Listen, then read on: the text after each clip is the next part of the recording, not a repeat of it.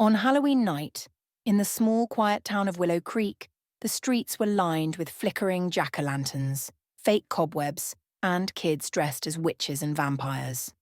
The air smelled of burnt pumpkin, candy corn, and the cold bite of autumn. But this year, something much darker than costumes and harmless pranks stalked the town.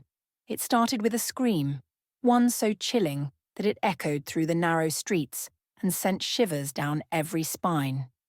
A group of teenagers, trick-or-treating near the abandoned Blackwood Manor, were the first to hear it. Thinking it was just another Halloween scare, they ignored it.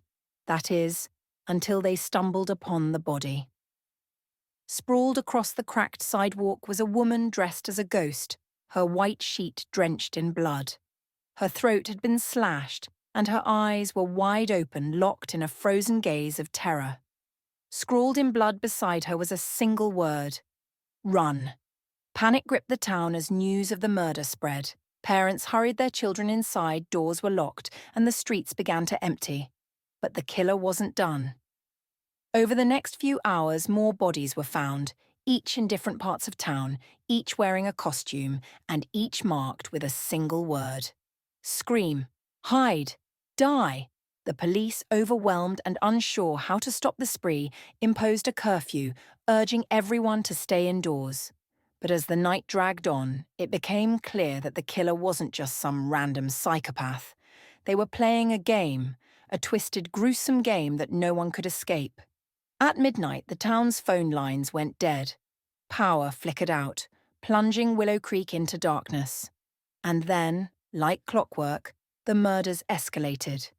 People reported hearing eerie whispers outside their windows, footsteps in their attics, and the faint sound of a child's laughter.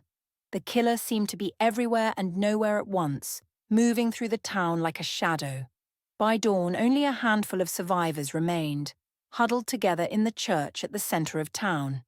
The building, once a place of sanctuary, now felt like a tomb.